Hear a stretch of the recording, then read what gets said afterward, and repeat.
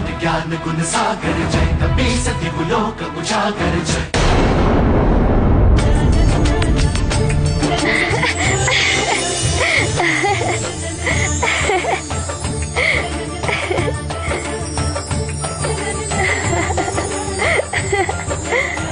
अब हनुमान यहाँ आ गया है तो महाराज केसरी को सूचना भिजवा दी जाए ताकि वो भी वापस आ सके।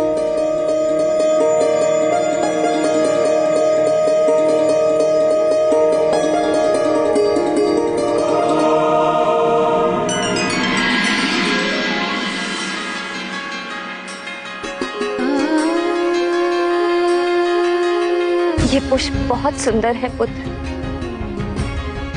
किंतु मेरे जीवन उपवन सबसे सुंदर और सुगंधित पुष्प तुम हो हनुमान।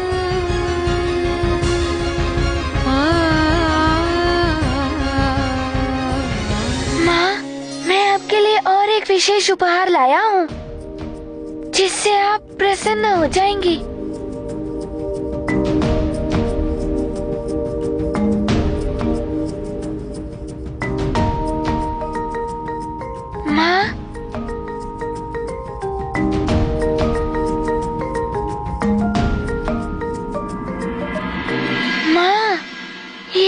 प्रभु श्री राम के चरण चिन्ह है।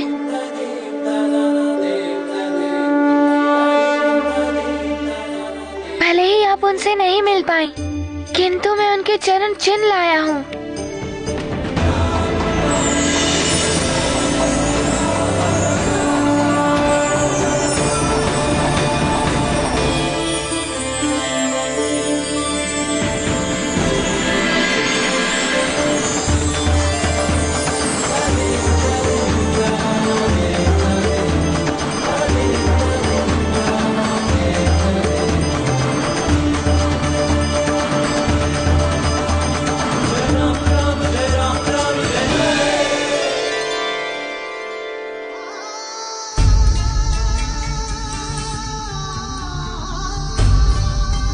हनुमान, ये क्या कर रहे हो? प्रभु, मैं आपके चरण चिन्ह ले रहा हूँ। आप इस पटिका पर खड़े हो जाइए और फिर आपके प्रतीक रूप में सदा मेरे पास रहेंगे।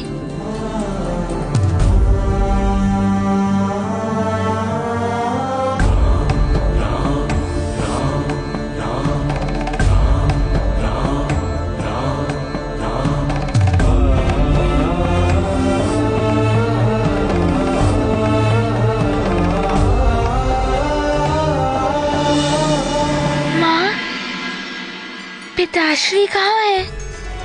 दिखाई नहीं दे रहे। तुम्हारे पिताश्री ऋषियों से मिलने पंपापुर गए। मैंने उनको सूचना भेज दी है, शीघ्र ही आ जाएंगे।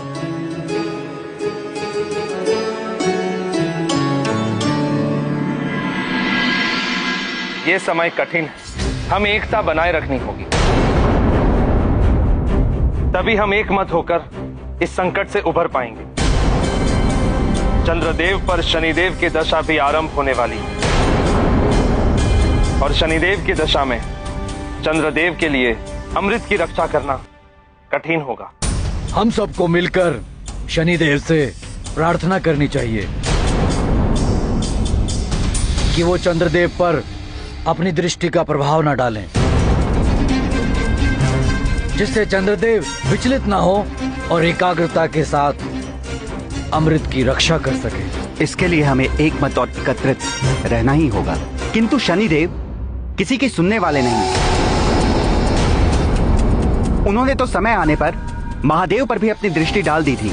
इसीलिए शनिदेव के आगमन से पहले मैं आप सबसे विमर्श कर रहा हूं। हम सबको एक मत होकर शनिदेव को समझाना होगा। आप सत्य कह रहे हैं देवराज।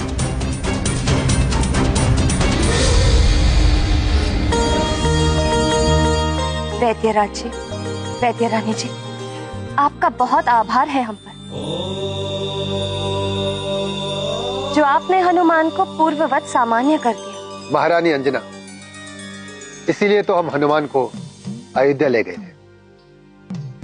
हनुमान को पूर्ववत करके आपने हम पर ही नहीं समस्त सुमेरु पर बहुत बड़ा उपकार किया है। अब आप हमें अतिथि सत्कार का अवसर प्रदान कीजिए। हाँ वैद्यराज जी, वैद्यरानी जी, आपकी सेवा करके मुझे बहुत प्रसन्नता होगी। आपके सत्कार में कोई कमी नहीं रखूंगी मैं।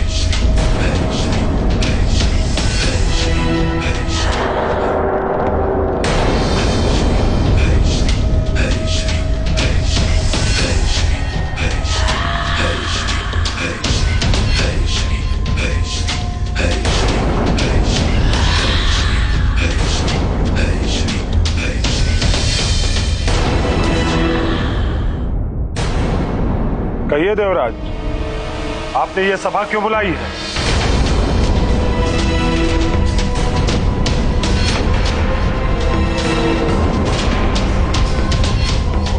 शनिदेव, आपको ज्ञात ही होगा कि महापूर्णिमा आने वाली है और उसी समय चंद्रदेव पर आपकी दशा भी आरंभ होने वाली है। ये तो मुझे भी ज्ञात। सत्य, आप तो त्रिकालदर्शी हैं। पुत्र, आप तो न्याय के देवता हैं। शनिदेव तो सर्वश्रेष्ठ हैं। आप सब क्या चाहते हैं हमसे? शनिदेव, हम सब आपसे विनती करते हैं कि आप अपनी दृष्टि चंद्रदेव पर ना डालें, जिससे वो अपने पद से विचलित ना हो और अमृत की रक्षा भी हो सके। क्योंकि महापूर्णिमा की रात अमृत में उफान आने वाला है और अमृत की रक्षा का दायित्व चंद्रदेव के पास है। हाँ शनिदेव, इस संकट के समय हमें आपके सहयोग की अपेक्षा है। उचित है।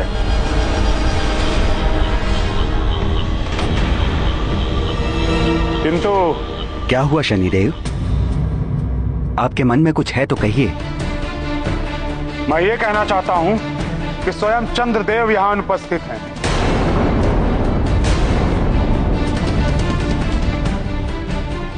जबकि सभी देवतागण यहां उपस्थित हो चुके हैं, किंतु चंद्रदेव का इस प्रकार विलंब करना अनुचित ही नहीं, अव्यवहारिक भी है। क्या इसी प्रकार करेंगे वो अमृत की सुरक्षा?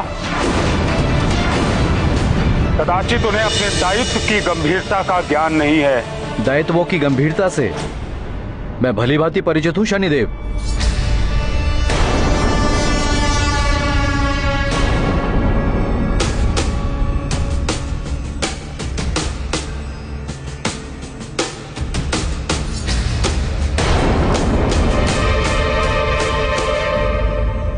प्रणाम देव राजेंद्र। प्रणाम देवगणों।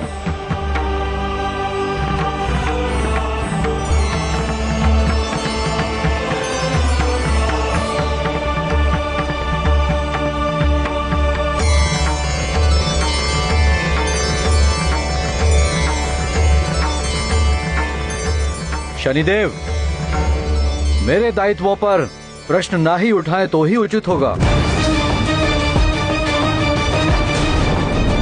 मैं सप्त ऋषि अत्रि का पुत्र, ब्रह्मांड के अधिष्ठाता, दक्ष का जमाता, उनकी 27 पुत्रियों का पति हूँ।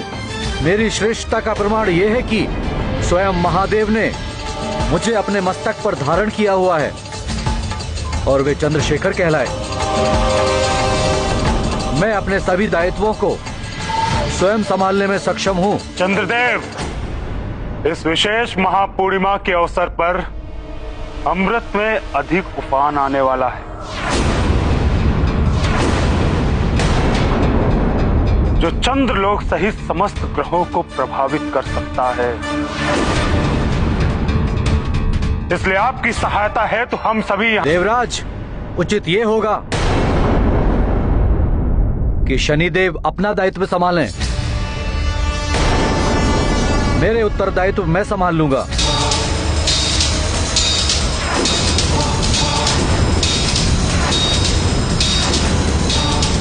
जिसे स्वयं की चिंता ना हो उसके लिए चिंतित होना व्यर्थ है।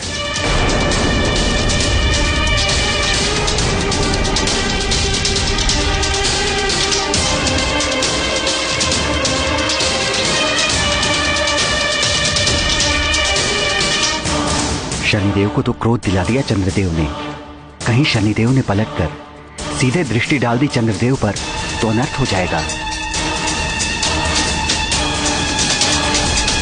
देवराज, उचित ये होगा कि शनिदेव अपना दायित्व संभालें।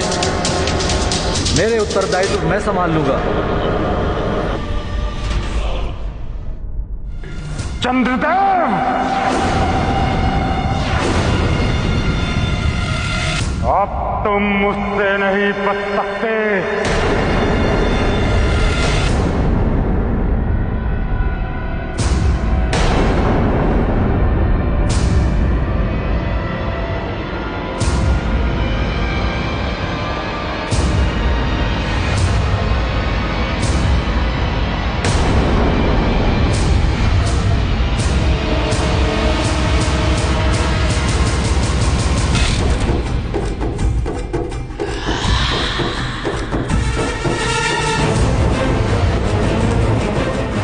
मेरी दृष्टि के प्रभाव से कोई नहीं बचा सकता है चंद्रदेव को। जिस चीज का भय था वही हो रहा है।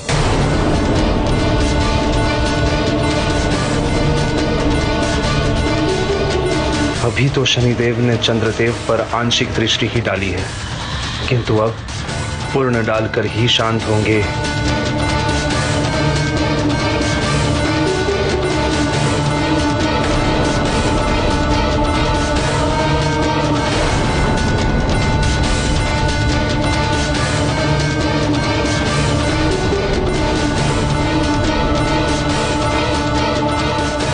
सूर्यपुत्र शनि के क्रोध से तो सभी परिचित हैं। न जाने चंद्रदेव की मति कैसे भ्रमित हो गई।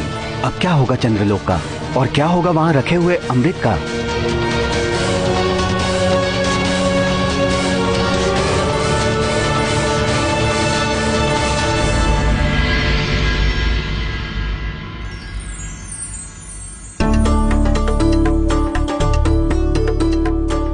हनुमान, तुम्हारे लिए लड्डू।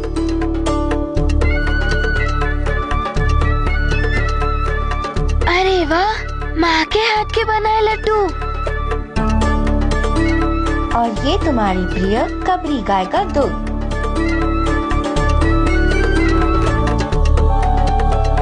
आराम कीजिए, मैंने स्वयं अपने हाथों से भोजन बनाया है।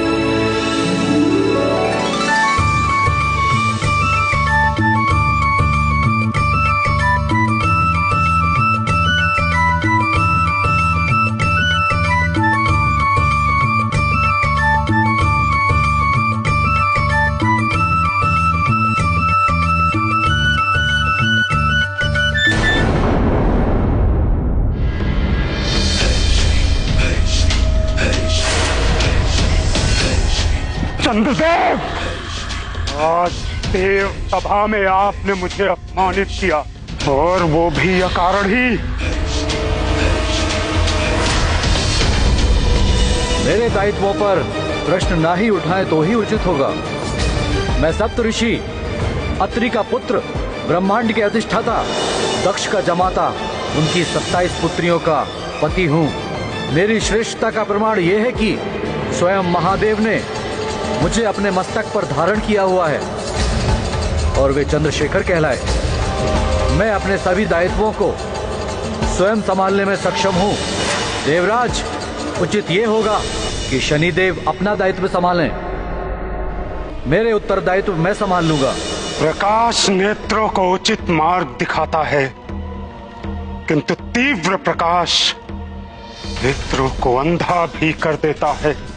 प्रभुत्व के प्रकाश में अंधे हुए चंद्रदेव, मुझे अपमानित करने से पूर्व कदाचित आप भूल गए कि मैं शनिदेव हूं। शनिदेव, जिसकी टेढ़ी दृष्टि से ये तीनों लोग थर-थर कांपते हैं।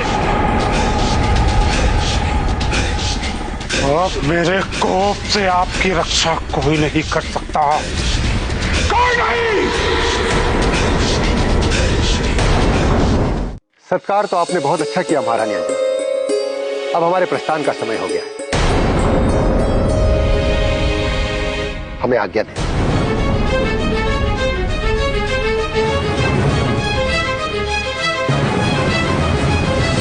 वैद्यराज जी, आप मेरे हनुमान को यहाँ लेकर आए, हमसे मिलवाए, मेरे शोक संतप्त हृदय को सुख पहुंचाए। आपका बहुत बहुत आभार।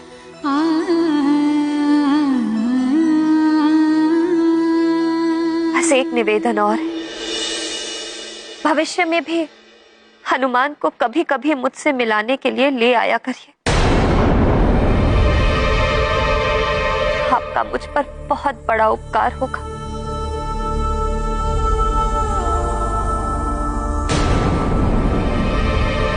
माँ, ये आप क्या कह रही हैं? क्या अब भी मुझे वैद्यराज जी के साथ जाना होगा?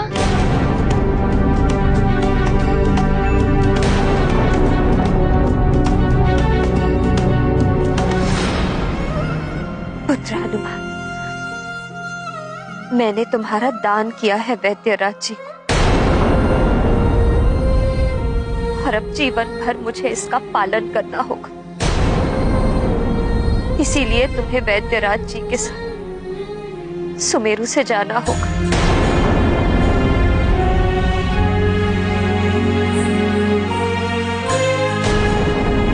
माँ, मैं आपको छोड़कर नहीं जाऊंगा।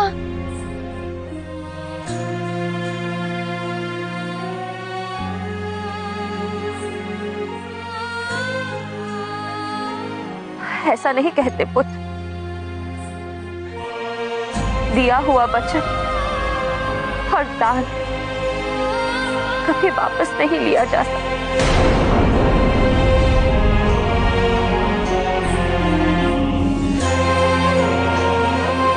और मैं नहीं चाहती कि ऐसा करने से तुम्हें कोई हानि पहुंचे। माँ,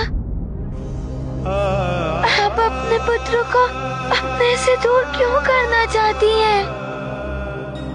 हनुमान, तुम पर अब वैद्यराज जी का अधिकार है, मेरा नहीं।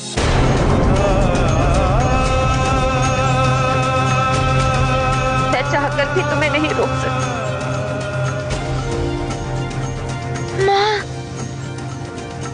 आप अपने से मुझे विलग कैसे कर सकती हैं?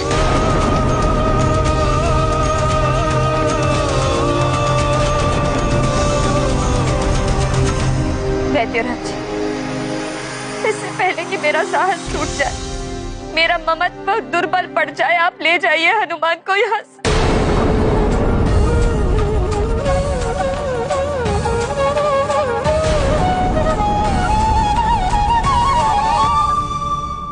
देवी अंजना, हमारे जाने से पूर्व आप भली भांति देखकर बताइए, आप संतुष्ट तो हैं? आपने जो मुझसे कहा था, क्या उसके अनुसार आपका पुत्र अब पूर्णतः सामान्य हो गया है ना? हाँ वैद्यराज,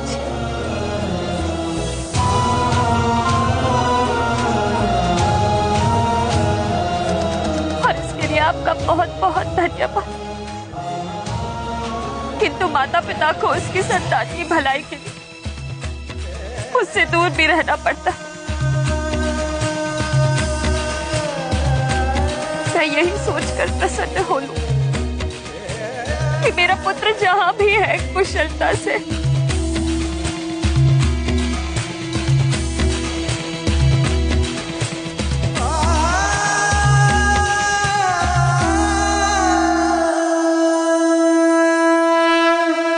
भोले बाबा,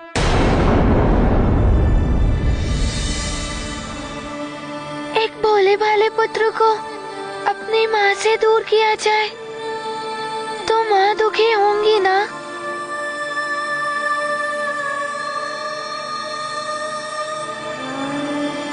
वैद्यराज जी, आप ही सोचिए, एक माँ को दुखी देखकर उनका पुत्र उनसे दूर कैसे जा सकता है?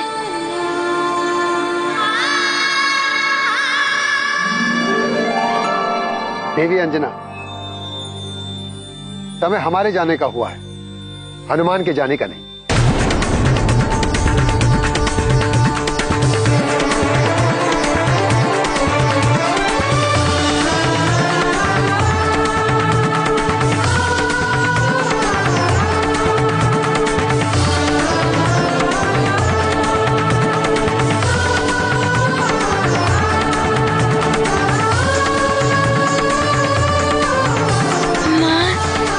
कदाचित ज्ञात नहीं होगा, ये भोले बाबा और माता पार्वती का ही चमत्कार है जो मुझे पुनः